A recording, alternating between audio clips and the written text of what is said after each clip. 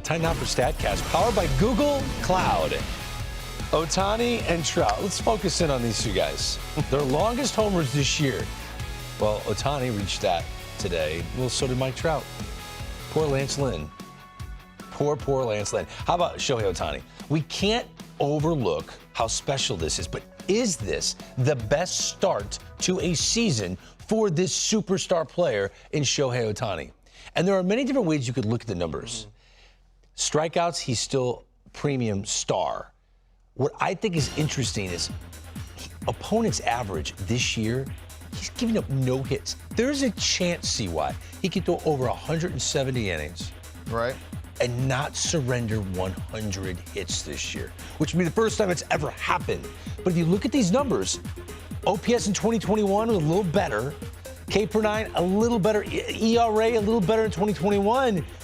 But I think the dominance of no one hitting him this year puts this season somewhat on par with his mega 2021. Yeah, I'm putting it right there with 2021. If I'm comparing the two just from the numbers, I know you tried to skew the numbers a little bit to get 2023 looking a little better. 2021 was dominant, and that was the best year out of the 3 years so far. But, I mean, just the fact that he can go out there and repeat this, do it year in, year in, year out, that's what's the most impressive to me. A lot of players, they have that breakout season where they go out and they ball out one season, and then, yeah, you expect them to be good, but not necessarily great every year on both sides of the ball. And he's great.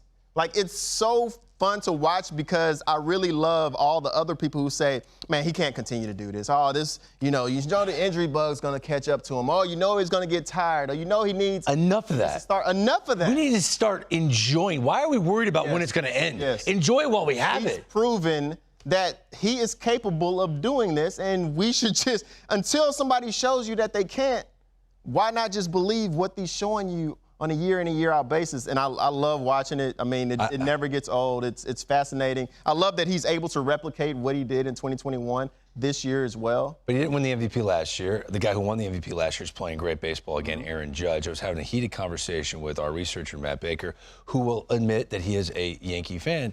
And he's saying, I think Aaron Judge, his stats look eerily similar. We already showed them to what he did last year. So he is very much in the mix for MVP. And I said, last year what Aaron Judge did was what he had to do to take the MVP away from Ohtani. He had to do something historic, something we had never seen. He hit more home runs than we'd ever seen an American League player hit. So that's how he won it, and he was great, no doubt. But I look at at-bats. How many at-bats do you affect as a human? Now, I get it. Aaron Judge plays stellar defense in right field, and he can rob a home run. That's an at-bat that he affected. So let's add it all up. How many balls are hit the right field? That adds to the at-bats of his season he affects. Shohei Ohtani is an everyday DH. He gets those at-bats. And he's on the mound affecting the outcome of games in every at-bat. So a meaningless pop-out, right, in the fourth inning is equivalent to Aaron Judge making a diving catch and right. Every time Aaron Judge goes out there and makes a diving play, that should be equivalent to Shohei Ohtani going out there and striking out somebody. But for some reason, however the numbers are formulated, which I need to go behind the scenes and truly understand this, because I understand that by the numbers, Judge still has a higher WAR. And the runs created and all this other numbers. I get it. But the fact that he's literally impacting the entire game. When you're throwing every pitch for 7 innings, there's no way that you can equivocate that to somebody robbing a home run, or because who gave it up? He's not giving them up. If he doesn't give up the homer, that's the same as robbing 20 of them throughout the game, whatever it may be. He's dominant on both sides, and there's no way that I can get behind what the numbers are suggesting that somebody who's just hitting and playing defense can be on the same level as somebody who's a dominant pitcher and a dominant bat in the lineup. Ohtani might be breaking more. He might break wins above replacement.